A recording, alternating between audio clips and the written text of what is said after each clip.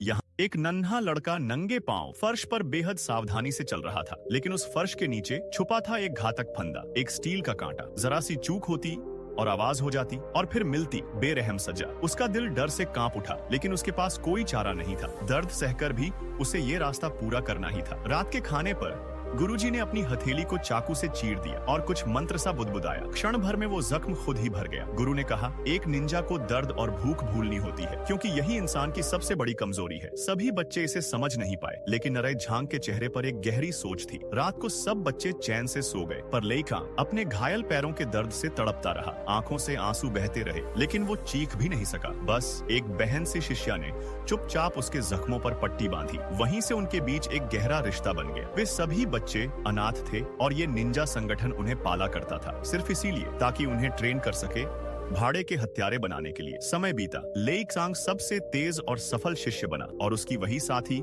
दिल से कोमल थी और आजादी की तलाश में। एक दिन की ट्रेनिंग में उसने अपने प्रतिद्वंद्वी को हरा दिया। गुरु ने कहा, उसे खत्म कर दो, पर उसने इनकार कर दिया। इसलिए उसे एक बांस के पिंजरे में बंद कर दिया गया। न पानी न खाना। लेई सांग को यह बर्दाश्त नहीं हुआ। वह चुपके से स्ट्रॉ से उसे पानी पिलाने लगा। फिर एक तूफानी रात, वह लड़की अब और सह नहीं सकी और भागने की कोशिश की। लेई सांग उसके पीछे दौड़ा। वह बोली, आओ मेरे साथ चलो। लेई सांग झिझक गया। लड़की अकेले दीवार फांदकर भाग निकली, लेकिन कहां भाग पाती। जल्द ही उसे वापस पकड़ दिलाया गया। संगठन को धोखा देने का सिर्फ एक अंजाम था, मौत। जैसे ही तलवार उसके दिल में उतरी, लेई सांग का दिल भी टुकड़े टुकड़े हो गया। वहीं से उसने बदले की कसम खाई। समय बीता। लेई सांग को एक मिशन मिला, एक गंजे आदमी की घड़ी चुराने का। जैसे ही मौका मिला, उसने उस पर चाकू से वार किया, लेकिन वह आदमी भी कोई आसान शिकार नहीं था। उसे उठाकर दूर फेंक दिया। लेई सांग ने पूरा जोर लगाकर उसके पेट में वार किया और आखिरकार उसे गिरा दिया। हालांकि मिशन तो सफल रहा, पर लेई सांग बुरी तरह घायल हो गया। उसने वो घड़ी गुरु को सौंपी। गुरु बोला, इसे याद के तौर पर रख लो। फिर एक और लड़की शिष्या को उसके सामने लाकर फेंक दिया। गुरु ने कहा, इसे खत्म कर दो। लेई सांग की आंखों के सामने उसे अपनी मरी हुई साथी की छवि दिखी। अब वो और नहीं सह सका। उसका अंदर का गुस्सा ज्वालामुखी बनकर फूट पड़ा। उसने बगावत कर दी। एक भयानक युद्ध शुरू हुआ, लेकिन दुश्मनों की संख्या बहुत ज्यादा थी। चारों तरफ से निंजा वार कर रहे थे